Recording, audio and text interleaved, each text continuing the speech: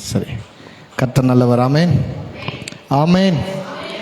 சரி, இந்த 13வது நாளில் வந்திருக்கிற யாவரையும் ஆண்டவரும் ரட்சகருமாக இருக்கிற இயேசு கிறிஸ்து நாமத்தில் உங்களை வாழ்த்தி வரவேற்கிறேன். நம்முடைய தேவன் நல்லவர். ஆமேன். சரி, நம்ம நேரடியாக கர்த்தருடைய வார்த்தைக்கு நேராக நாம் போகலாம். Check Jesus.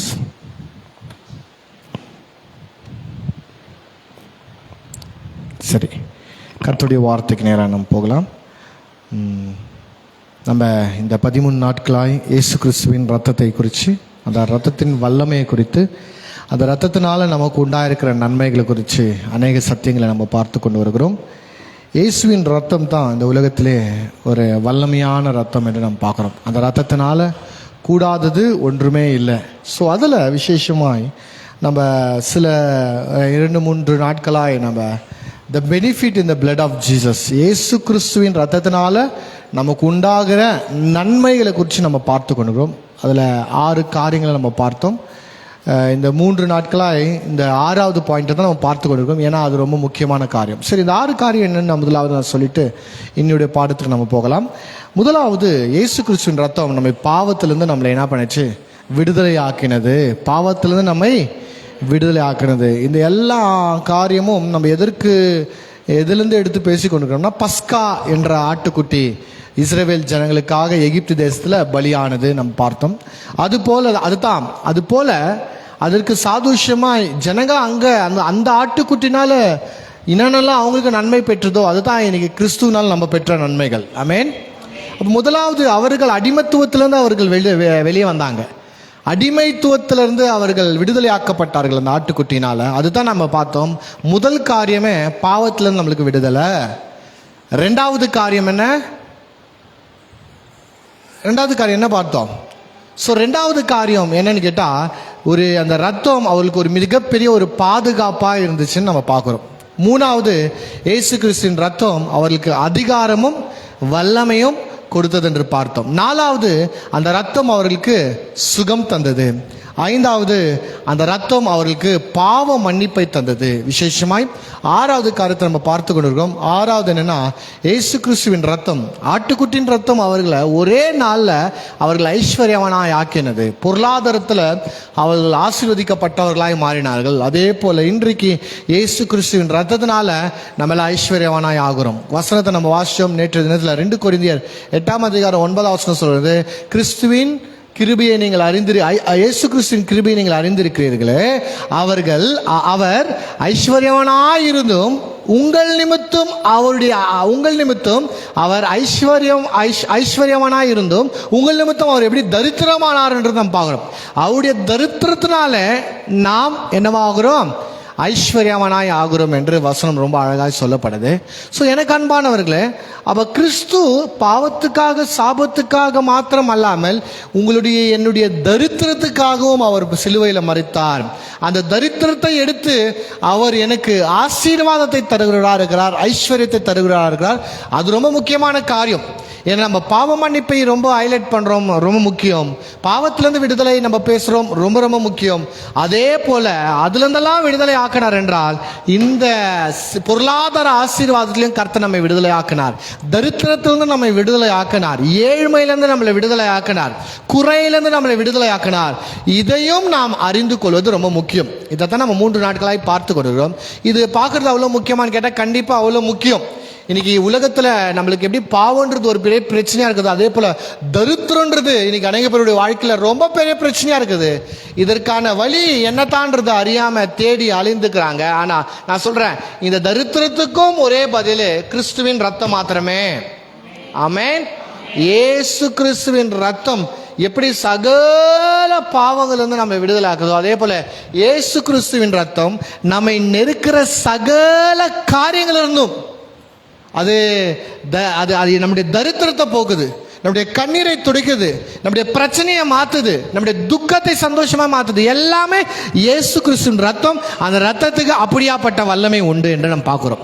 சரி, நேற்று தினத்தில் இந்த வசனத்தை படிக்கும்போது, அவருடைய கிருபையை அறிந்திருக்கிறீர்களே, அவர் ஐஸ்வர்யவனாய் இருந்தும் உங்கள் நிமித்தம் அவர் தரித்திரனானார். இதுதான் நம்ம இன்னைக்கு பார்க்க போகிறோம். அதில் அவருடைய கிருபையை நீங்கள் அறிந்திருக்கிறீர்களே, அப்படின்றத நம்ம இன்னைக்கு நம்ம தெளிவுபடுத்தலாம். அதற்கு முன்னாடி அதுக்குள்ள ஒரு காரியம் என்னன்னு கேட்டால், இந்த தரித்திரம்னா என்ன நம்ம சொல்கிறோம் பார்த்தீங்களா. நம்ம அப்படியே கொஞ்சம் அதை மாடுலேஷன் பண்ணி தர்துரம்னு சொல்லிட்டு என்ன பண்ணுறோம் சொல்கிறோம். அது தர்துரம். நம்ம வேற வேற விஷயத்தில் தர்துரம் எப்படி வருது? வெள்ளிக்கிழமையில முடி வெட்டினா வருது, வீட்டில் நகை வெட்டினா வருது. அப்புறம் வேற எப்படி தரித்திரம் வருது? மீசெத்த வருதுங்களா? பொழுது போன நேரத்தில் அழுந்தா வருது. வேற என்னன்னா வேற எப்படி வருது? வெளுக்க வச்ச நேரத்தில் உப்பு மற்றவங்களுக்கு குத்தா வருது, துணி கசுக்கனா வருது, ஊசி குத்தா வருது. நான்வெஜ் சாப்பிட்டா வருதா? இல்லையா, அதெல்லாம் வராது. அல்லேலூயா. ஸோ தரித்திரம் வருகிற காரணங்கள் அப்படின்னு போட்டால் இதெல்லாம் போடுறோம். ஆனால் இதெல்லாமே உண்மைக்கும் இல்லை. என்னது உண்மைக்கும் இதெல்லாம் இல்லை. இதில் நீங்கள் என்னென்ன பண்ணுங்க, இதெல்லாம் இதனால தரித்திரம் வருது இல்லை. அல்லேலூயா, அல்லேலூயா. தரித்திரம் எப்படி வருது? தரித்திரத்துக்கு காரணமே பிசாசு. தரித்திரத்துக்கு காரணமே பாவம். தரித்திரத்துக்கு காரணமே பிசாசுடைய செயல். அவன் தான் பாருங்க தரித்திரம் வேலை பண்றது. அவன் தான் தரித்திரத்தை கொண்டு வரான், அவன் தான் கஷ்டத்தை கொண்டு வரான். ஏன்னா கர்த்தர் தரித்திரத்தை கொண்டு வந்தவர் அல்ல, தரித்திரத்தை கண்டுபிடித்தவர் அல்ல, கர்த்தர் ஆசீர்வாதத்தை கொண்டு வந்தார். அல்லேலூயா. தரித்திரம் நல்லது என்று நல்லதா கெட்டதான்னு கேட்டா அது என்னன்னு சொல்லுவீங்க நீங்க? என்ன சொல்லுவீங்க நீங்க? தரித்திரம் என்னங்க? கெட்டது. எல்லாம் ஃபர்ஸ்ட் அதை சொல்லுங்க, தரித்திரம் கெட்டது. ஆனா இன்னைக்கு அநேக குடும்பங்கள்ல அதுதான் இருக்குது. கிறிஸ்தவ குடும்பங்கள்ல சபையில இருக்கிறவங்க அதுதான் கெட்டியா பூச்சுக்கிறாங்க, தரித்திர பூச்சுங்களா இருக்கிறாங்க. ஏன்? அது அப்படியே கட்டி பூச்சுக்கிறது. தரித்திரம் இல்லை என்றாலும் வாயில திறந்து எப்ப பார்த்தாலும் தரித்திரம். சில பேர் பார்த்தீங்களா, எப்ப பார்த்தாலும் இல்லை இல்லை இல்லை, ஒண்ணுமே இல்லை பிரதர், நல்லா காலியாகுது, வந்து பாருங்களேன் அப்படியே வழிச்சு தொடிச்சு வச்ச வீடு மாதிரி இருக்குது அப்படின்னு சில பேர் என்ன பண்ணுவாங்க, வாயை திறந்தாலே பொய் பொய் இல்லை, தரித்திரத்தை பேசிக்கொண்டே இருப்பாங்க, ஏழ்மையை பேசிக்கொண்டே இருப்பாங்க, வேலையை சபிப்பாங்க, சம்பளத்தை சபிப்பாங்க, வேலை செய்யற என்ன வேலை, இதெல்லாம் ஒரு வேலையா சொல்லுவாங்க பார்த்தீங்களா. அப்படியே இந்த தரித்திர பூச்சி வீட்டில், இந்த தரித்திர பூச்சை வேலை, இந்த தரித்திர பூச்சை புள்ளகிறானே, இந்த தரித்திர பூச்சை பயங்கரானே, வாயை திறந்தா தரித்திரம் தரித்திரம் தரித்திரம் தரித்திரம் சொல்லிட்டு என்ன பண்ணுவாங்க, பேசிக்கொண்டே இருப்பாங்க. உண்மையாவே அதனால தான் தரித்திரம் ஆணியாச்ச மாதிரி அவங்க வீட்டுங்களை என்ன பண்ணுறது, பர்மனண்டா தங்கிக்குது. ஆசீர்வாதத்தை அவங்க வாயில ஆசீர்வாதம் வரமா பாருங்களேன், வரவே வராது. செழிப்பு வரமா பாருங்க, வராது. விடுதலை வரமா, சுகமா வராது. எப்பவுமே தரித்திரம். அதனால தான் தரித்திர பழப்பு, தரித்திர வாழ்க்கை. அல்லேலூயா. ஸோ ஆனால் இந்த தரித்திரம் எப்படி? தரித்திரத்துக்கு காரணம் என்ன? தரித்திரம் ஒரு சாபம், அது புரிந்து கொள்ளுங்க. என்னது தரித்திரம்? இந்த சாபம் எப்படி வந்துச்சு? பாவத்தினால வந்துச்சு. பாவம் எப்படி வந்துச்சு? பிசாசினால வந்துச்சு. அதுதான் பாருங்க, வேறு பிசாசி. பிசாசினால பாவம் வந்தது, பாவத்தினால சாபம் வந்தது, சாபத்தின் விளைவாக தரித்திரம் வந்தது. இது ஆரம்பத்தில் நான் காமிக்கிறேன், எடுத்துங்க வாசிங்க. கொஞ்சம் பைபிள் படிக்கிறவங்க கொஞ்சம் தெளிவாக இன்னைக்கு வாசிச்சிடுங்க. ஆதியாகமம் 3ஆம் அதிகாரத்துக்கு திருப்புங்களா. ஆதியாகமம் 3ஆம் அதிகாரம், மைக்லேயே வாசிங்க. ஆதியாகமம் 3ஆம் அதிகாரம் வாசிங்களா, பார்க்கலாமா?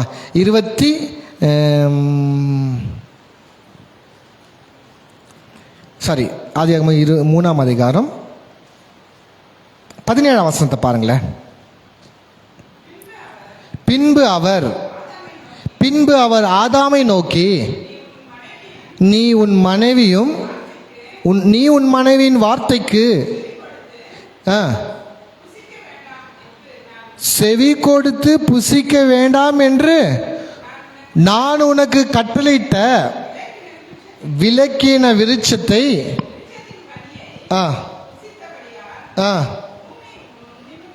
புசித்தபடியால். போதுங்க. முதல் சொல்றாரு, பூமி உன் நிமித்தம் சபிக்கப்படும். அப்புறம் நீ உயிரோடு இருக்கும் நாளெல்லாம் வருத்தத்தோடும் அதன் பலனை புசிப்பாய். அப்புறம் அது உனக்கு முள்ளும் குறுக்கும் முளைப்பிக்கும். அப்புறம் வெளியின் பயிர் வகைகள் புசிப்பாய். நீ நீ பூமியிலிருந்து எடுக்கப்பட்டபடியால் பூமிக்கே திரும்ப. ஓகே, கவனிங்க, இங்க 3 காரியத்தை சொல்றாரு. முதலாவது சொல்றாரு, பூமி உன் நிமித்தம் சபிக்கப்பட்டிருக்கும். அல்லேலூயா. இந்த பூமி உன் நிமித்தம் சபிக்கப்பட்டிருக்கிறது 2 காரியம். ஒன்று, ஆதாம்னால இந்த உலகமே சாபமாயிடுச்சு. உலகமே என்ன ஆயிடுச்சு? சபிக்கப்பட்டுச்சு. ஒன்று. 2வது அர்த்தம் இதில் என்னன்னு கேட்டா, ஆதாமுடைய வேலை என்னன்னா பூமியை பண்படுத்து, பூமிக்கு சம்பந்தப்பட்ட வேலை. ஸோ அதனால் பைபிள் சொல்லு, கர்த்தர் என்ன பண்ணாரா, அவனால் பூமியை சபித்தது உண்மைதான். பூமினா பூமி பாத்திரமே இல்லை, அவன் வேலையை சபிக்கப்பட்டது. என்னங்க வேலை? ஒரு மனுஷன் ஆசீர்வதிக்கப்படுறான்னா எப்படி ஆசீர்வதிக்கப்பட முடியும்? அவன் வேலையில் தான் ஆசீர்வதிக்கப்பட முடியும். இப்போ உங்கள் வீட்டுக்கு சம்பாதனை எப்படி வருது? நைட் ஆனால் போய் கொள்ளாச்சின்னு வரீங்களா, அதனாலயா வருது? இல்லை, கொள்ளடிக்கிறதுனால இல்லை. எதனால் வருது? வேலை செய்கிறீங்க, சம்பாதிக்கிறீங்க, உழைக்கிறீங்க. அப்போது ஒரு குடும்பம் வந்து இவங்க நல்லா டெவலப் ஆகிறாங்கப்பா, நாளுக்கு நாள் டெவலப் ஆகிறாங்க. எப்படி டெவலப் ஆகிறாங்க? அவங்க வீட்டில் 4 பேர் இருக்காங்க, 4 பேரும் வேலைக்கு போகிறாங்கங்க, 4 பேரும் சம்பாதிக்கிறாங்க, 4 பேரில் 3 பேர் காசு சேர்த்து வைக்கிறாங்க, ஒருத்தருடைய சம்பளத்தை அவங்க செலவு பண்ணுறாங்க. அப்படி தான் டெவலப் ஆகுறாங்க. அப்படி தானே வளர்ச்சினா? ஆமாம். அப்போ ஒரு குடும்பம் உயர்து என்றால் அந்த குடும்பத்துக்கு பொருளாதாரம் தேவை. அந்த பொருளாதாரம் எப்படி வருது?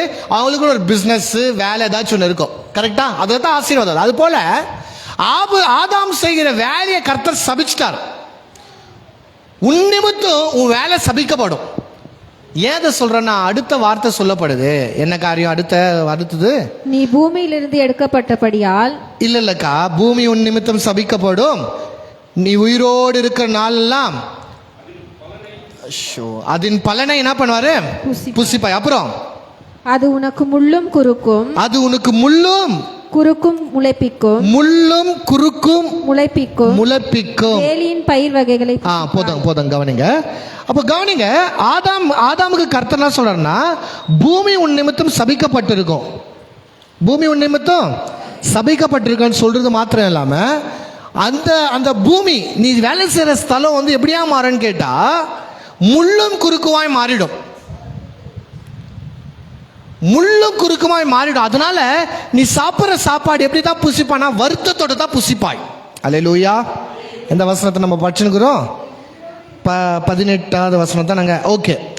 அப்போ கவனிங்க, 3 காரியம். 1, அவன் வேலை சபிக்கப்பட்டதாயிடுச்சு. 2வது, வருத்தத்தோடு அதன் பலனை என்ன பண்ண அவன் புசிப்பான்.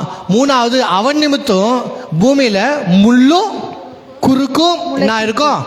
முளைப்பிக்கும். ஒரு அலையில சொல்லுங்க பார்க்கலாம். இது எதை பத்தி பேசுதுன்னு கேட்டா, முழுக்க ஆதாமுடைய வேலையை பத்தி பேசுது. இன்னைக்கு ஏன் வேர்வை சிந்தி கஷ்டப்பட்டு உழைச்சி சாப்பிடணுன்ற அந்த இது எங்க வந்துச்சுன்னா, ஆதாமுடைய பாவத்தினால தான் வந்துச்சு. அன்னைக்கு அந்த சாபத்தின் விளைவை தான் இன்னைக்கு எல்லாருமே என்ன பண்றாங்கன்னா, வேர்வை சிந்தி உழைச்சி சாப்பிடணுன்றது கர்த்தருடைய திட்டம் இல்லை. சொல்லுங்க அல்லேலூயா பார்க்கலாம். என்னது? வேர்வை சிந்தி உழைச்சி சாப்பிடணுன்றது வந்து கர்த்தர் மனிதனுக்கு வைத்த திட்டம் இல்லை. மனுஷனுக்கு கர்த்தர் வேலை வந்து ஃப்ரீயா பண்ணோம், சந்தோஷமா பண்ணணும் தான். ஆனால் எல்லாருடைய வேலை எப்படி ஆயிடுச்சுன்னு கேட்டா, இன்னைக்கு கஷ்டமாயிடுச்சு. வேலைனாலே கஷ்டன்ற மாதிரி ஆயிடுச்சு பாருங்க. ஆனால் வேலைன்றது கஷ்டம் அல்ல, அது ஒரு ஆசீர்வாதம், அது ஒரு சந்தோஷத்தோட பண்ற காரியம், அது என்ஜாய் பண்ற காரியம். அதுல இருந்து நம்மளுடைய டேலண்ட் வரும், திறமைகள் வரும். வேலையை கஷ்டப்பட்டு வேலை செய்யக்கூடாது, இஷ்டப்பட்டு செய்யற வேலையை தான். அப்படித்தான் கர்த்தர் எல்லா மனுஷனும் படிச்சார். ஆனா பாவத்தின் விளைவாக என்னவா மாறுச்சுன்னு கேட்டா, மனுஷனுடைய வேலையை ரொம்ப கடினமாயிடுச்சு. காரணம் என்னன்னா, அந்த வேலையில சாபம் வந்துடுச்சு. அந்த வேலையில அவன் வேலை செய்யறதுல அது வரைக்கும் இல்லாத பிரச்சனை என்னன்னா, முள்ளு குறுக்குகளா முளைக்க ஸ்டார்ட் பண்ணுச்சு. இதெல்லாம் எடுத்து கிளீன் பண்றதுக்குள்ளயோ அது குத்தி குத்தி குத்தி இவன் வேலையை ரொம்ப கஷ்டமாகுது. வேலை ரொம்ப ஈஸியா போய் இந்த வேலை கஷ்டமாகி கொண்டு இருக்குது. அது வருத்தத்தோடு அந்த அப்பத்தை புசிக்கிற மாதிரி ஆயிடுச்சு. கஷ்டப்பட்டு சொல்லுவாங்க பாத்தீங்களா, எல்லாம் அரஜான் வயிறுங்க, அரஜான் வயிற்றுக்காக, அந்த வயிற்றுக்காகத்தான் அவன் உழைக்கணுன்ற மாதிரி ஆயிடுச்சு பாருங்க. ஆனா வேலைக்கும் சாப்பாட்டுக்கும் சம்மந்தம் இல்லை. அதாமே நீ வேலை செய்தா தோட்டத்தின் கனிகளை புசிப்பான்னுக்குதா? இல்லை இல்லை இல்லை, நீ எவ்வளோனா சாப்பிடு, ஆனா வேலை சொன்ன எந்த உன் டேலண்ட்டை வெளிப்படுத்தணும், பண்படுத்தணும், பாதுகாக்கணும், காக்கணும், அதுதான் வேலை. ஆனா சாப்பாடுக்கும் வேலைக்கும் சம்மந்தம் இல்லாம இருந்துச்சு. எப்போ பாவம் வந்துச்சோ, அவன் சாப்பிட்ற சாப்பாடு கஷ்டப்பட்டு தான் சாப்பிடணுன்ற மாதிரி ஆயிடுச்சு. அந்த வேர்வையை சிந்தி தான் உழைச்சி தான் சாப்பிடணுன்ற மாதிரி பாவம் அப்படியே ஆயிடுச்சு பாருங்க. அதுக்கு முன்னாடி அப்படி இல்லை. ஒரு அற்புதமான வேலை இருந்துச்சு, ஒரு அற்புதமான ஆகாரம் இருந்துச்சு. மனுஷன் பாவத்தினால இப்படி ஆயிடுச்சு. அப்போ ஃபர்ஸ்ட் காரியம் கவனிங்க, தரித்திரம் வரத்துக்கு காரணம் என்னன்னு கேட்டாலும், இந்த தரித்திரம் என்ன செய்துச்சு அப்படின்னா, தரித்திரம் மனுஷனுடைய வேலையை கெடுத்துடுச்சு. சொல்லுங்க, தரித்திரம் என்ன பண்ணுச்சு? மனுஷனுடைய வேலையை சாபமாக்கிச்சு. மனுஷனுக்கு பொருளாதாரம் எப்படி வரணும்னு கேட்டா வேலையில தான் வரும். அந்த வேலை சாபமா இருந்ததுனால மனுஷன் சம்பாதனை, மனுஷனுடைய கஷ்டம், மனுஷனுடைய வேலை அவனுக்கு தரித்திரத்தை கொண்டு வந்துச்சு. ஸோ இதுதான் ஆரம்பமே பாருங்க. தரித்திரத்துக்கு காரணமே இங்க தான். வேலை சாபமா இருந்ததுனால பெருசா உழைக்க முடியல. அன்றன்ற தேவைக்கு தான் அவன் சம்பாதிக்க முடியும். அந்த சம்பாதிக்க தேவையான கூலி கொஞ்சம் தான். அதுதான் அப்பொழுதைய நிலைமை. ஆனால் தரித்திரன்றது இது மாத்திரம் இல்லை, இன்னும் ஆழமாக போகலாம் பாருங்க. எடுங்க பார்க்கலாம். ஃபர்ஸ்ட் கொஞ்சம் தொடர்ந்து தொடங்க. உபாகமம் திருப்புங்க. உபாகமும் 28ஆம் அதிகாரம் 47 வசனத்தை பாருங்க. சகலமும் பரிபூரணமாய் இருக்கையில் நீ மனமகிழ்ச்சியோடும் களிப்போடும் உன் தேவனாகிய கர்த்தரை சேவியாமல் போனது நிமித்தம் சகலமும், கவனிங்க, கர்த்தரை மனப்பூர்வமாய் களி கூர்ந்து சேவியாமல் போகிறது நிமித்தம், கவனிங்க 48 வசனம் சொல்கிறது, சகலமும் குறைபட்டு பட்டினியோடும், கவனிங்க, சகலமும் குறைபட்டு பட்டினியோடும் தாகத்தோடும் நிர்வாணத்தோடும் கர்த்தர் உனக்கு விரோதமாய் அனுப்பும் சத்துருக்களை சேவிப்பாய். கவனிங்க, சாபம்னா என்ன இதை சொல்றாரு. சாபம்ன்றது தரித்திரம்னா என்ன? 28ஆம் அதிகாரம் உங்களுக்கு தெரியும். அதுல ஏறத்தாழ 15 வசனங்கள் ஆசீர்வாதத்தை பத்தியே பேசுது. நீ பட்டணத்திலையும் ஆசீர்வதிக்கப்பட்டுவாய், வெளியே ஆசீர்வதிப்பா, அப்புறம் பூமியின் கனிகளால் விருட்சங்களால் நீ ஆசீர்வதிக்கப்பட்டிருப்பாய், நீ வாழாக்காமல் தலையாக்குவாய், கீழாக்காமல் மேலாக்குவாய், இப்படி அநேக காரியங்கள் சொல்லுது. ஆனால் 16ஆம் வசனத்தை தொடங்கி இந்த அதிகாரத்தின் கடைசி வசனம் வரைக்கும் சாபத்தை பற்றி பேசுது. பயங்கரமாக பேசுது பாருங்க. நீங்கள் படிச்சு பாருங்க, சொல்கிறேன், படிச்சு பாருங்க ஃப்ரீயாக இருக்கும்போது. அவ்வளோ பயங்கரமான சாபத்தை பற்றி என்ன பண்ணுறாரு, பேசுகிறார். அதில் இங்கே இதில் விசேஷமாக தரித்திரத்தை பற்றி பேசுகிறார். தரித்திரம்னா என்ன? அதில் 48ஆம் வசனத்தில் சொல்லப்படும் கிடையாது, சகலமும் குறைபட்டு. ஃபர்ஸ்ட் காரியம், தரித்திரம்னா என்ன? சகலமும் குறைபட்டு. சொல்லுங்க, சகலமும் குறைபட்டு. ரெண்டாவது பட்டினி. சொல்லுங்க, பட்டினி. மூணாவது தாகம். சொல்லுங்க, தாகம். நாலாவது நிர்வாணம். சொல்லுங்க, நிர்வாணம். ஐந்தாவது சத்துருக்களை சேவிப்பாய். முதலாவது சகலவற்றிலும் குறைவு, அடுத்ததாக பட்டினி, அடுத்ததாக மூணாவது தாகம், நாலாவது நிர்வாணம், ஐந்தாவதாக சத்ருவை சேவிப்பாய். சத்ருக்கு கீழ்ப்படிந்திருப்பாய், சத்ரு உன்னை ஆண்டு கொள்வாய், இப்படி சொல்லலாம். இந்த 5 காரியம் தான் தரித்திரத்துடைய உருவமே. தரித்திரத்துக்கு ஒரு பிக்சர் தரணும்னா இந்த 5 காரியம் தான். அதுல ஃபர்ஸ்ட் சொல்றாரு, சகலவற்றிலும் குறைவு. எல்லாத்துலயும் குறைவு, குறைவான வாழ்க்கை எல்லாத்துலயும். இதுதான், இதே நிலைமை தான் இஸ்ரவேல் வாழ்ந்து கொண்டிருந்தார்கள். குறைவான வாழ்க்கையில தான் வாழ்ந்து கொண்டிருந்தார்கள். அது தரித்திரமான வாழ்க்கை. தரித்திரம்னா என்ன? வீட்டில் ஒரே தரித்திரங்க. அரிசிக்கு தான் அரிசி இருக்குங்க, அது மூட்டை மூட்டையாகுது. பருப்பு இருக்குங்க, எண்ணெய் டின்னாகுதுங்க. காய் அதெல்லாம் வாங்கிடுறேங்க, காசு இருக்குதுங்க. ஆனால் ஒரே தரித்திரங்க அப்படின்னு நான் சொல்லுவாங்களா? தரித்திரனாலே அங்கே முதல்ல இல்லைன்றது அர்த்தம். என்னது தரித்திரம் என்றால் என்ன அர்த்தம்? இல்லை. அதுதான் இங்க சொல்லுது, சகலவற்றிலும் குறைவு. இன்னைக்கு அநேக பேருடைய வீட்டில் அப்படிதான் பாருங்க. சில நேரத்தில் வீடுங்க அந்த மாதிரி ஆயிடுது பாருங்க. நம்ம ஜெபிக்கணும் ஒவ்வொரு நாளும், ஆண்டவரே என் வீடு நிறைவாய் நிரப்பப்படுவதாக, நிறைந்து இருக்கணும் பாருங்க. அதுதான் ஆசீர்வாதம். அது கெட்டு வெளியே கொட்டுறதெல்லாம் அப்புறம், ஆனால் நிறைவாக இருக்கணும். அதற்காக நம்ம ஜெபிக்கணும்.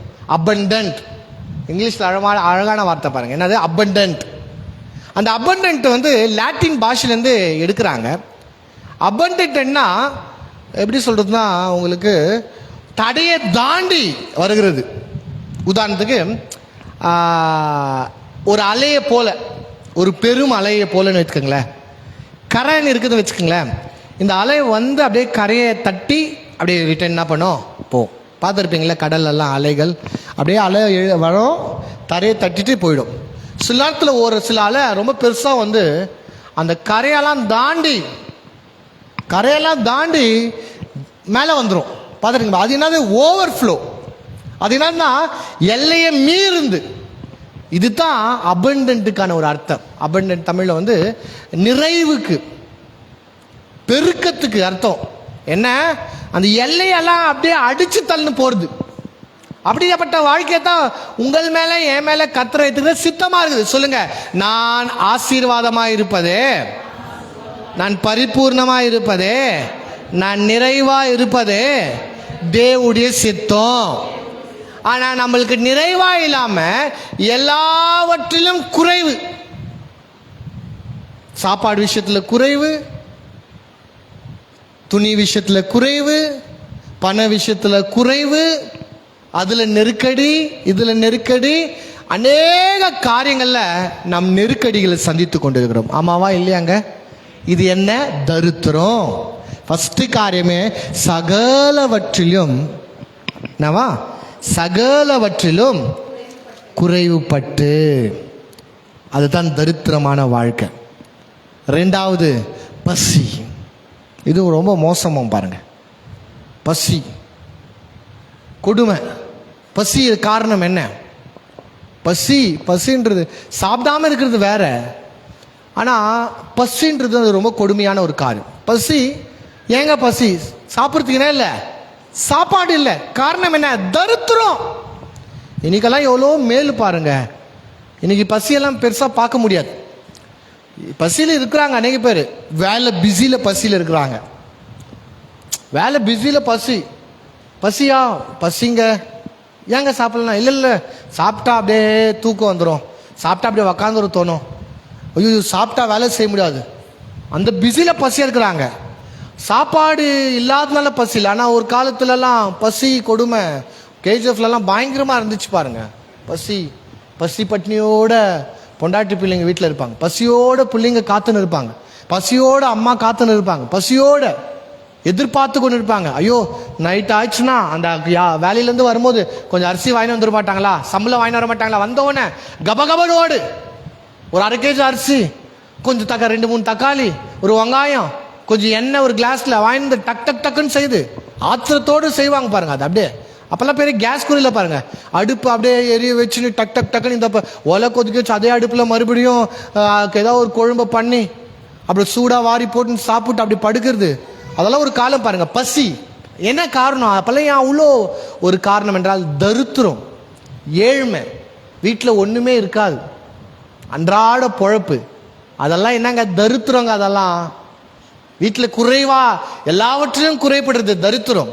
பசி தரித்திரம். தண்ணி, மூணாவது தாகம், அது தரித்திரம். இன்னைக்கு கர்த்தர் நம்மளுக்கெல்லாம் சம்பூர்ணமாக வைத்திருக்கிறார். இன்னைக்கெல்லாம் எல்லாத்துக்குமே ஒரு தண்ணி. ஆமாம், எத்தனோ வீட்டில் பாத்ரூமுக்கு டாய்லெட்டுக்கெல்லாம் ஒரு தண்ணி, சாமானு கழுவுறதுக்கு துணி கசுக்கிறதுக்கெல்லாம் ஒரு தண்ணி, சாப்பாடு செய்யறதுக்கு ஒரு தண்ணி, குடிக்கிறதுக்கு ஒரு தண்ணி. ஆமாவா இல்லையாங்க? நம்ம வீட்டிலே கூட அவ்வளோதான் பாருங்க.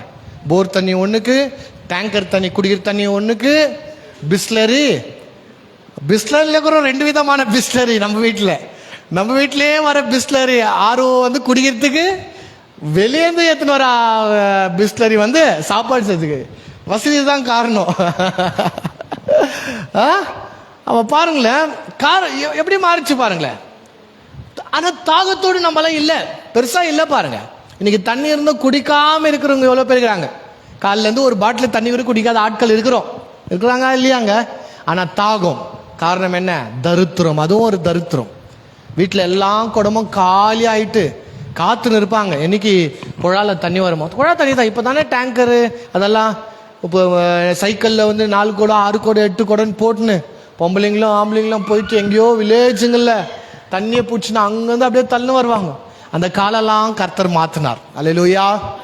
ஏன்? தரித்திரம் அப்படி நம்ம குடும்பத்தையும் நம்ம ஊரையும் பிடிச்சின்னு ஆட்டின்னு இருந்துச்சு. அல்லேலூயா. ஆனால் இன்றைக்கு கர்த்தர் நம்மளை ஆசீர்வாதமாக வைத்திருக்கிறார். 4வது காரியம் நிர்வாணம்.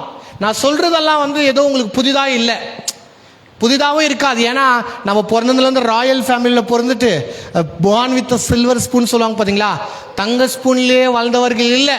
இப்போ நான் சொல்கிற காரியம் எல்லாம் உங்களுக்கு புரியும்.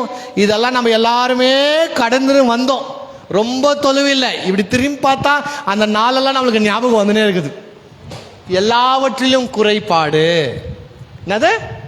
எல்லாவற்றிலும் குறைபாடு. இன்னைக்கு எல்லாமே மாறிச்சு. நம்ம வீட்டில் டபரா அரிசி வைக்கிறதுக்கு டபராலாம் வச்சுருக்குறோம். எவ்வளோ சோத்திரம் பாருங்க. ஏன்? அப்போல்லாம் வாங்கின்னு வந்து செய்து அதோட மறுநாள் வாங்கின்னு வந்து செய்து, அதுதான் நம்முடைய வேலையாக இருந்துச்சு. காய்கறிங்க ஸ்டாக் இல்லை. இன்னைக்கு ஃப்ரிட்ஜை திறந்து பாருங்களேன், போன வாரம் வாங்கினோம் அந்த கொத்தமல்லி கருவேப்பிலை எல்லாம் காஞ்சி போய் அப்படியே தான் வச்சுட்டு இருக்கிறோம். தக்காளிங்க இருக்குது, போன மாதம் வாங்கினோம் அந்த அதெல்லாம் கூட அப்படியே தான் சில நேரத்தில் அன்றைக்கி பேர் வச்சு விட்டுறாங்க பாருங்களேன். காரணம் என்ன? இன்னைக்கு நம்ம கர்த்தர் நம்மளை நல்ல நிலைமை வச்சுக்கலாம். அப்படி இல்லை, சகலவற்றிலும் குறைபாடா. போ பசி இருந்துச்சு இல்லைன்னு மறுக்க முடியாது. தாகம் இருந்துச்சா? தாகம் இருந்துச்சு, மறுக்க முடியாது. அதை விட காட்டில் நிர்வாணம், துணிக்கு பஞ்சம். இன்னைக்கெல்லாம் பெருசா யாருமே தைச்சு போடுறது இல்லை பாருங்க. தைச்சு நான் என்ன சொல்றது, கிழிஞ்சிச்சுங்க அதை வந்து தைச்சு போடுறது அதெல்லாம் இல்லை, தூக்கி விசாரிச்சுன்னேங்கிறாங்க. துணியெல்லாம் ஒரு பெரிய மேட்ரே இல்லை நம்மளுக்கெல்லாம். இப்போல்லாம் பண்டிகைக்கு துணி எடுக்கிறவங்க எத்தனை பேர்? யார்? இல்லை நினைக்கும் போதெல்லாம் துணி, நினைக்கும் போதெல்லாம் வாங்கினேங்கிறது. லைன் மேலே வந்தாலும் வாங்குறது, நம்ம புதுசாக ஏதாச்சும் ஒரு டிசைன். இப்போல்லாம் ஃபுல் ஆன்லைன் ஷாப்பிங் வேறு ஆயிடுச்சு. வீடை தேடின்னு வந்து என்ன பண்ணுறான், குத்துட்டு போகிற மாதிரி ஆயிடுச்சு. நிர்வாணம், அது ஒரு தரித்திரமாக இருந்துச்சு பாருங்க. அதுக்கு அடுத்தது அது ரொம்ப கொடுமை. நீ உன் சத்ருவை என்ன பண்ணுவ? சேவிப்பாய். அது என்ன? கடன், ஃபைனான்ஸு, சீட்டு, வட்டி, இந்த லோனு, இதெல்லாம் என்ன பண்ணுது? தரித்திரமாக்குது. வீட்டு வாசப்படில் நின்று கடன்கார கதவை தட்டி, வீட்டில் இல்லையாமா, எத்தனை நாள் ஆச்சுமா, எங்க நாளைக்கு மாத்திரம் என் காசு இல்லைன்னா மரியாதை கெட்டுடும்.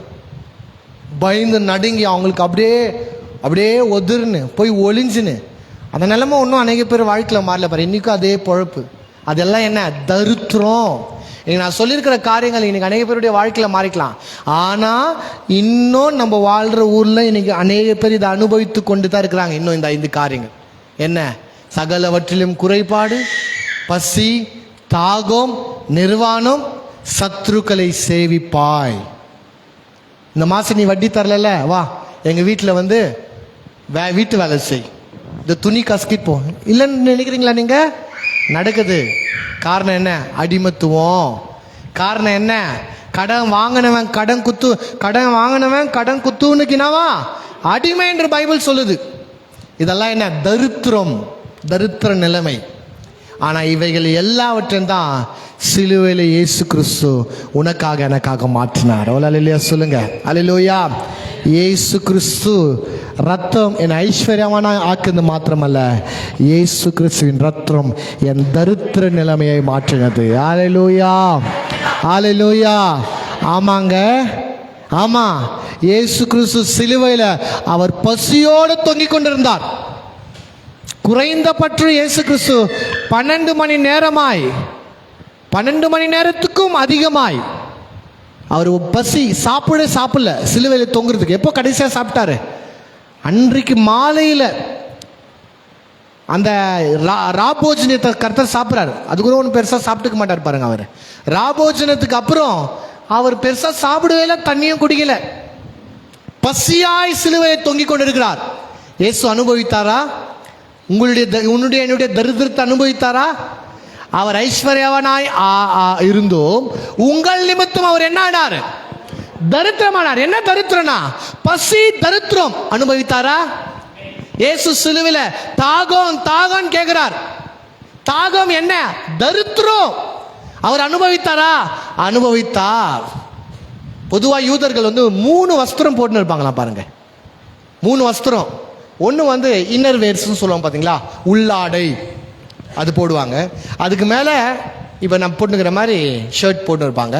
இதுக்கு மேலே மேல் வஸ்திரம்னு ஒன்று இருக்கும், கோட்டு மாதிரி அல்லது என்ன சொல்கிறது ஒரு கவுன் மாதிரி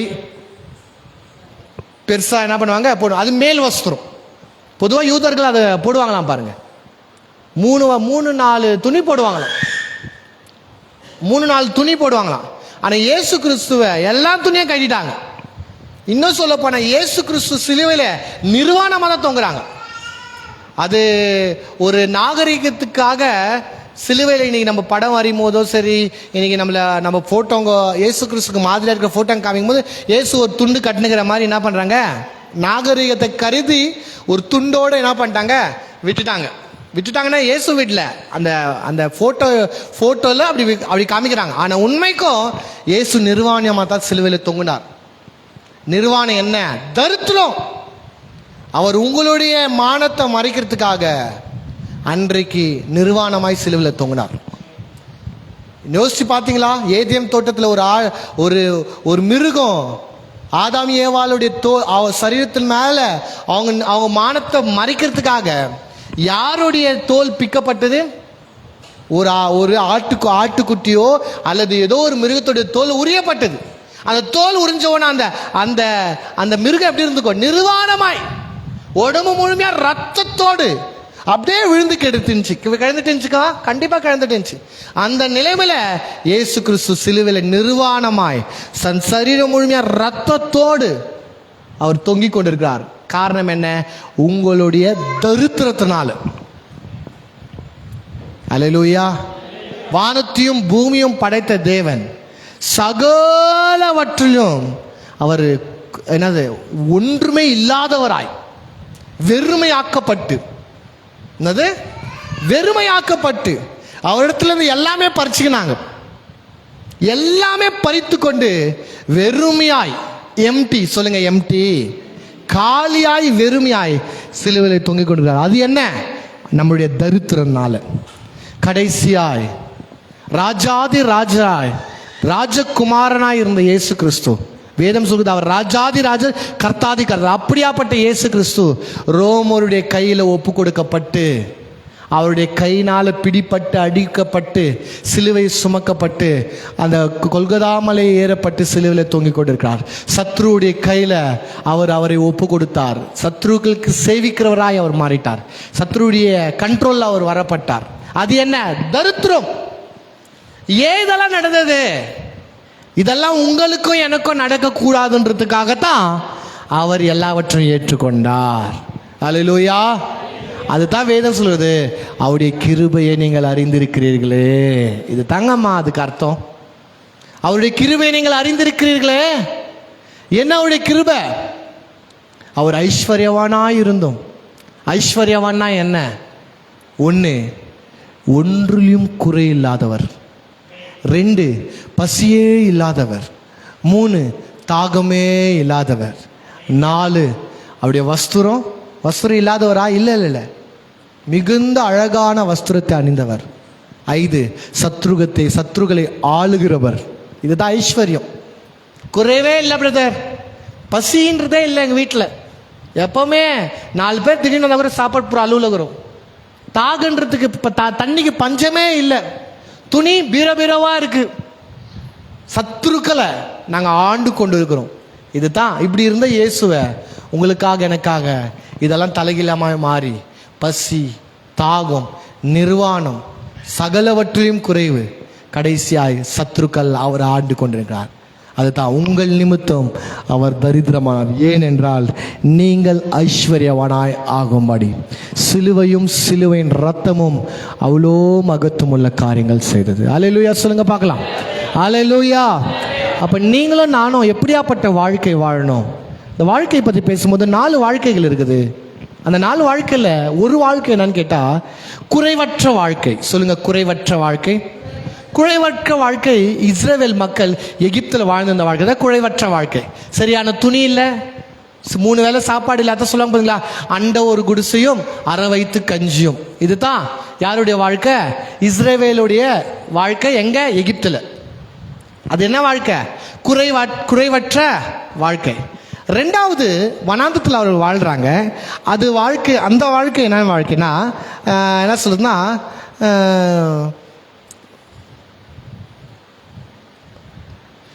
அன்றன்ற தேவைகள் அந்தந்த நேரத்தில் சந்திக்கப்படுற ஒரு வாழ்க்கை. முதலாவது என்ன வாழ்க்கை? குறைவற்ற வாழ்க்கை. இன்னைக்கு அநேக பேர் குறைவற்ற வாழ்க்கையில் வாழ்ந்து இருக்கிறாங்க. அது ஒரு வாழ்க்கை இருக்குது இன்னைக்கு. அநேக பேர் அப்படி வாழ்றாங்க. உங்களுக்கு தெரியுமோ தெரியல, பசியில பட்னியில வாழ்றவங்க இருக்கிறாங்களா? இருக்கிறாங்க.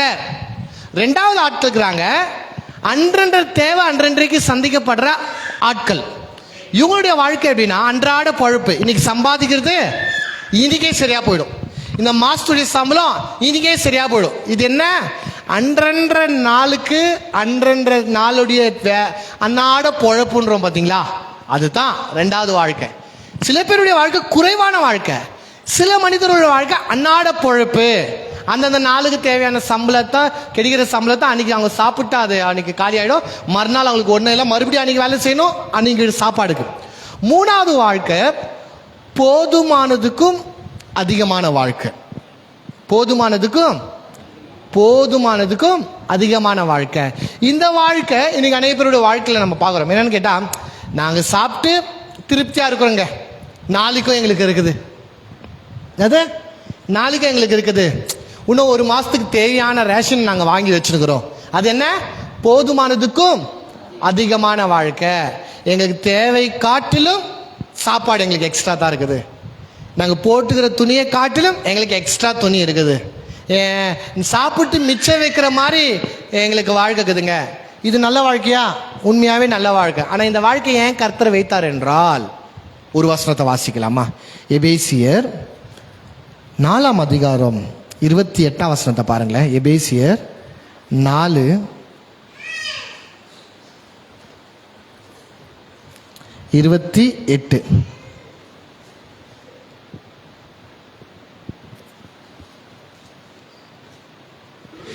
திருடுகிறவன் இனி திருடாமல் குறைச்சல் உள்ளவனுக்கு கொடுக்கத்தக்கதாக தனக்கு உண்டாயிருக்கும்படி. போதும் பாருங்களேன். திருடுகிறவன் இனி திருடாமல் குறைச்சல் உள்ளவனுக்கு கொடுக்கத்தக்கதாக தனக்கு உண்டாயிருக்கும்படி தன் கையினால் வேலை செய்ய வேண்டும். என்ன சொல்றாருன்னா, திருடுகிறவன் இனி திருடுறவன் என்ன பண்ணாது? நீங்க திருடாம குறைவா இருக்கிறவர்களுக்கு கொடுக்கும்படி நீ உன் கையால வேலை செய்கின்றார். இதுதான் போதுமானதுக்கும் அதிகமானது. உனக்கு மாத்திரம் நீ சாப்பிடணுன்றதுக்காக நீ வேலை செய்யாத, பிறருக்கு கொடுக்கும்படி நீ வேலை செய். அல்லேலூயா.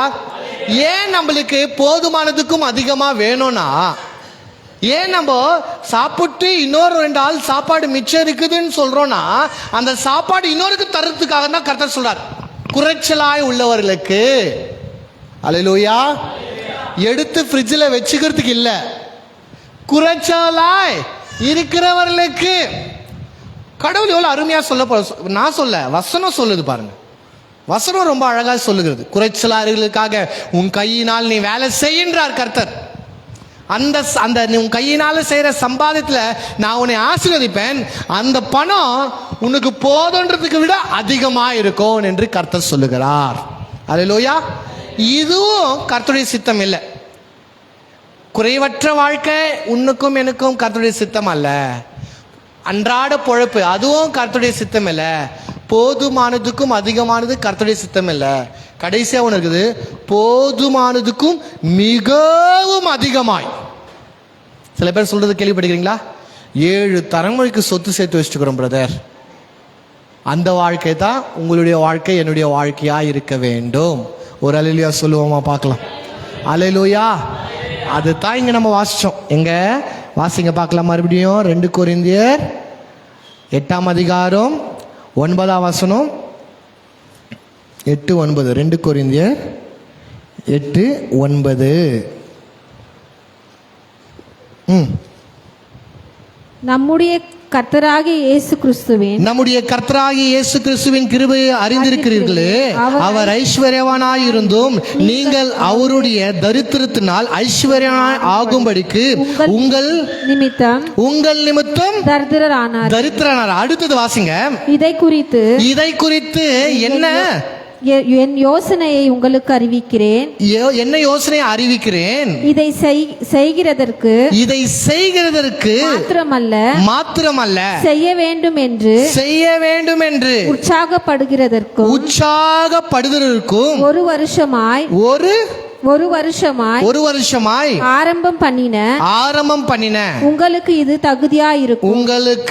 தகுதியாயிருக்கும். பாருங்க, இங்க பவுல் சொல்றாரு என்னன்னா, அவர் ஐஸ்வர்யவனாய் இருந்தும் நம் நிமித்தம் அவர் தரித்திரானார். ஏனென்றால் நீங்கள் அவருடைய தரித்திரத்தினாலே ஐஸ்வர்யவனா ஆகும்படிக்கு உங்கள் நிமித்தம் தரித்திரம் ஆனாரே. அப்போ என்னன்னா, போதுமானதுக்கும் மிகவும் அதிகமான வாழ்க்கை எந்த வாழ்க்கைன்னு கேட்டா, அவருடைய ஐஸ்வர்யம் எனக்கு வேணும். சொல்லுங்க, அவருடைய ஐஸ்வர்யம் எனக்கு வேணும். அவருடைய ஐஸ்வர்யம் என்ன?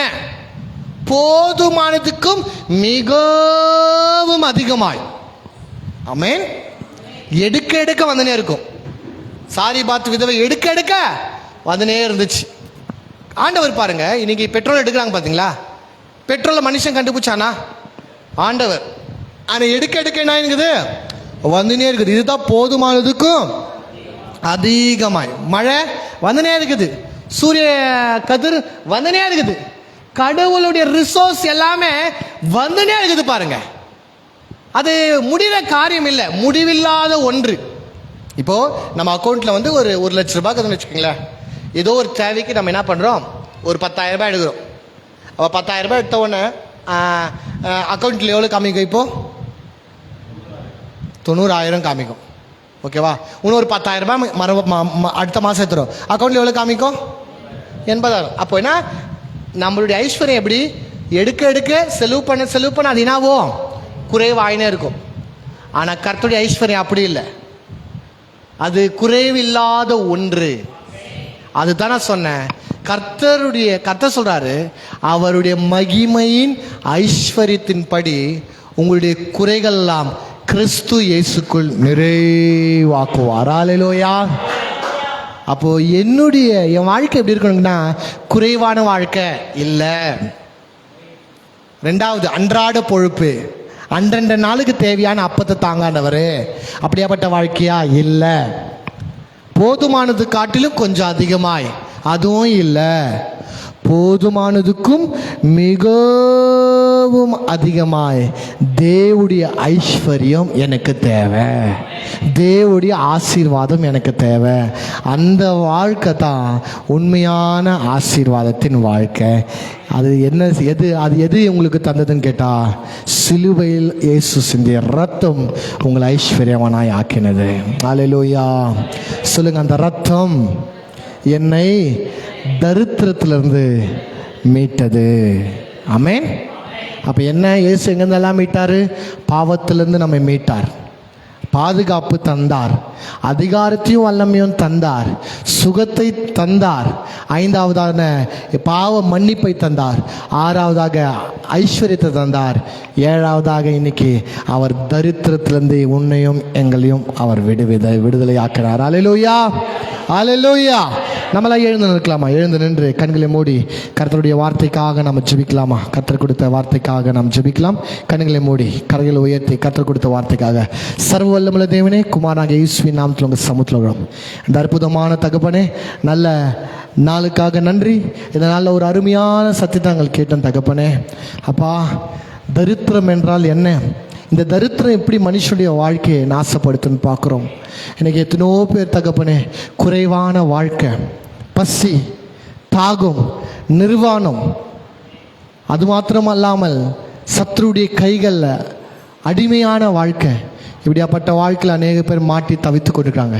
இவளெல்லாம் கர்த்தர் நீங்கள் விடுதலை ஆக்கி இந்த தரித்திர நிலைமையை மாற்றி கல்வாரி சிலுவையில் இயேசு கிறிஸ்து எங்களுக்காக செய்த அந்த புண்ணியத்தை எங்கள் நிமித்தம் கிறிஸ்து தரித்திரமானபடியால கிறிஸ்துடைய ஐஸ்வர்யத்தினால எங்களை ஆசீர்வதித்து குறைவான வாழ்க்கை அல்ல, அன்றாட வாழ்க்கை அல்ல, போதுமானதுக்கும் அதிகமான வாழ்க்கை அல்ல, போதுமானதுக்கும் மிகவும் அதிகமான வாழ்க்கையை நீர் எங்களுக்கு தந்து எங்களை நீர் ஆசீர்வாதிங்க, ஆசீர்வாதிங்க. நீர் சொன்னீர் உங்களுடைய குறைவு எல்லாம் என்னுடைய மகிமையின் ஐஸ்வர்யத்தினால் நான் நிறைவாக்குவேன் என்று சொன்ன வசன பிரகாரம் எங்களுடைய குறைவெல்லாம் இயேசுவின் நாமத்தினால நிறைவாகட்டும். நிறைவான தேவன் தாமே பரிபூரண நிறைவுனால எங்களை ஆசீர்வதிங்க. தொடர்ந்து உங்கள் சித்தத்தின் பிரகாரம் எங்களை வழிநடத்துங்க. உங்கள் நாம மையப்படட்டும். எல்லாம் துதி கன மகிமை உமக்கே சொல்கிறோம். ஏசின் மூலம் ஜெபிக்க என் ஜீவன் நல்ல பிதாவே, ஆமென். எல்லாம் சேர்ந்து சொல்லாமா? என் ஆத்துமாவே கர்த்தரை சுத்திரே, என் முழுமே பரிசுத்த நாமத்தை சுத்திரே, என் ஆத்துமாவே கர்த்தரை சுத்திரே, கர்த்தர் செய்த சகல உபகாரம் மறவாது. தேவ ஆசீர்வாதத்தை பெற்றுக்கொள்ளலாம். நம் பிதாவாகிய தேவனுடைய அன்பும் கர்த்தராகிய இயேசு கிறிஸ்துவின் கிருபையும் பரிசுத்த ஆவியான அனைக்கும் சந்தோஷம் சமாதானம் இன்றும் என்றும் நம்மோடு நம் குடும்பத்தோடு என்றென்றும் இருப்பதாக. ஆமேன், ஆமேன், ஆமேன். உங்கள் யாவருக்கும் கிருபையும் சமாதானம் உண்டு.